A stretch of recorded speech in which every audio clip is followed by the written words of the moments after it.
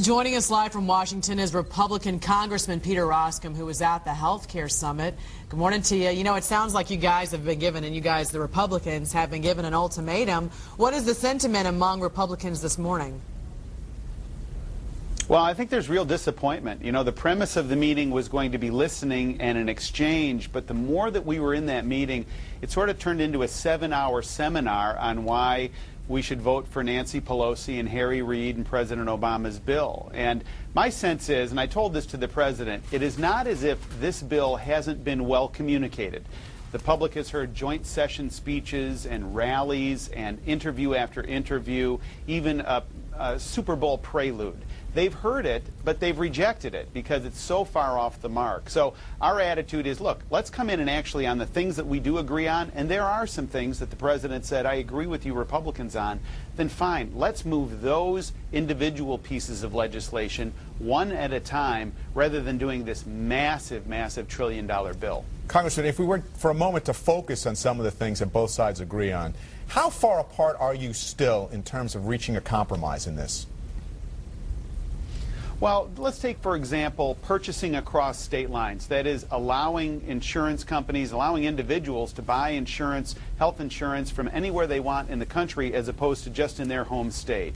There are some issues sort of that need to be negotiated, but I would predict that within a few days, really, of real negotiation, you could come up with something that both sides could agree to. Or similarly, the ability to pool together and allow small businesses to negotiate between and among themselves to get a bigger purchasing group to go after large insurance companies, that's an area of common interest. So my sense is let's start with a clean sheet of paper. I told the president, take the Etch-a-Sketch game that this thing has become, shake it up, and let's do it over and start with these smaller pieces. Because what the American public, at least my district, has overwhelmingly said is focus on driving costs down in health care. The fact is, about 85% of Americans have coverage that they like. It's just too expensive. And I think the disappointment is the president and Nancy Pelosi and Harry Reid seem to be saying, look, we're just going to double down, and we're going to sprinkle some things with some Republican ideas, but we're going to jam this big bill through whether the public likes it or not. You talk about costs, and that was something that came up repeatedly. The president brought it up, Democratic leaders brought it up, and they pointed again and again to the Congressional Budget Office saying that these bills would reduce the deficit in the succeeding years. So they say first 10 years by over $1 trillion. When you hear that, what's your response?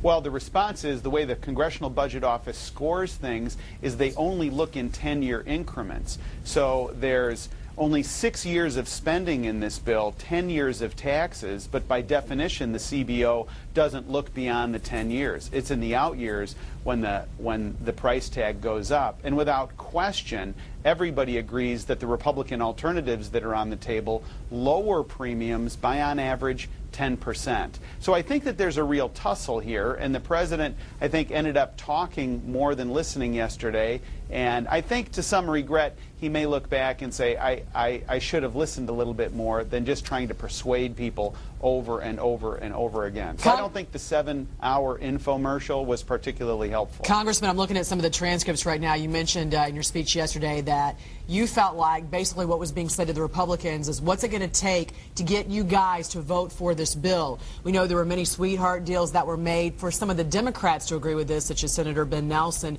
Do you know if any sweetheart deals are being made behind closed doors with some of the Republicans to garner their vote?